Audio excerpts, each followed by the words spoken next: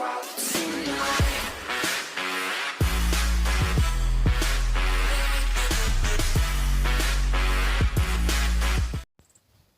what's up guys, and welcome back to another episode of Clash of Clans attack strategies. And today I'm going to be talking about at Th9 what spells you should use when attacking in war attacks. Alright, so let's get to it.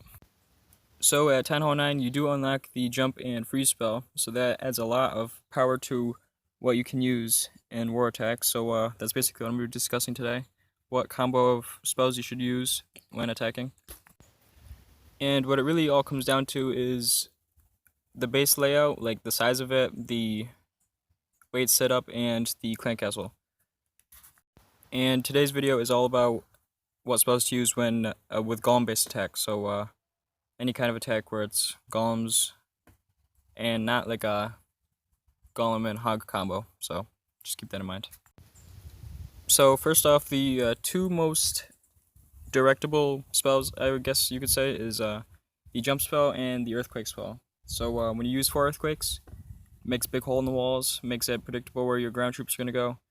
And then the jump spell also directs your troops because it makes it as if the walls that are there just aren't there. So they'll jump over those walls. And then when it's done, those walls are still there, so it helps to focus your troops wherever you want them to go.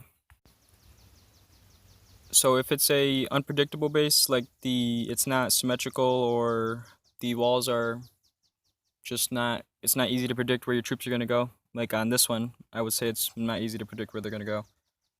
I'd say use 3 earthquakes, then request for an earthquake, and then jump spell. So you can direct your troops to get to the town hall. And now with compact bases, I'd say you definitely want to use the 3 earthquake and jump spell combo, because it's pretty hard to predict where your troops are going to go, because it's so small that the troops can pretty much go anywhere, and they're sort of like compacted into a small space, so the defenses may start targeting the wrong troops, like your wizards or something else that's important, and stop targeting the golems, which wouldn't be good. Now with regards to the freeze spell, I'm not really too sure about that one. The only times that I've ever seen people use it is on Inferno Towers, and I haven't run into that problem yet, so I'm just going to leave that to another video for explanation. Now when it comes to lightning, I wouldn't say you would ever use it with a golem based attack. I mean, I can't see any reason you would ever really want to. It just doesn't make sense to use with this kind of attack. There's no main defenses that can hurt your golems besides Inferno Towers, which you would use freeze spell for, as I said. So yeah. Just stick to the last 4 to 5 spells for using in attacks. In regards to the rage spell, this is the spell that you'd want to use in a time where you lure the clan castle troops and you know that you won't get 3 stars on the base. So you're just basically pushing to the town hall with the majority of the power of your attack. So that's the time when the clan castle troops come out and you got all your wizards behind your golem or whatever power troop that you have in there. And you basically just rage them so that they guaranteed to get farther into the base. And yeah, but I rarely ever use rage spell, because most of the time you can lure the clan castle troops, and I just don't really see the point of it. The heal spell keeps the troops going for longer, and yeah, I just rarely ever use it. So just as a quick side note, if you're using any kind of like Gohoi or just golems and hogs, I would bring almost all rage spells, or not, sorry, what am I saying?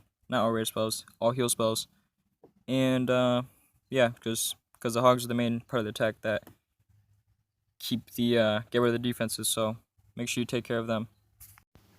And a rage spell won't really help out the hogs. They can destroy stuff pretty quickly already on their own.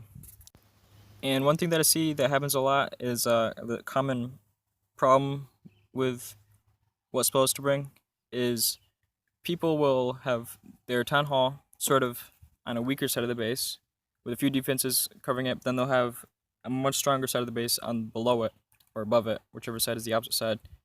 And what that does is, if you just have the heal spells and the rage spells, or just heal and earthquake, whatever, you may be able to get to the town hall, or you may be able to break through that first defense level, but you won't get to the town hall, or you won't get past the strong defense.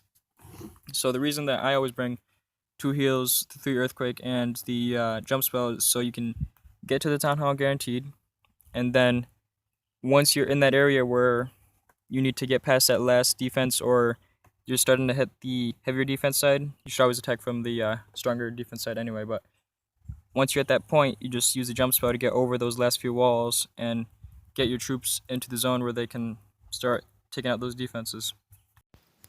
So that's pretty much it for today's video.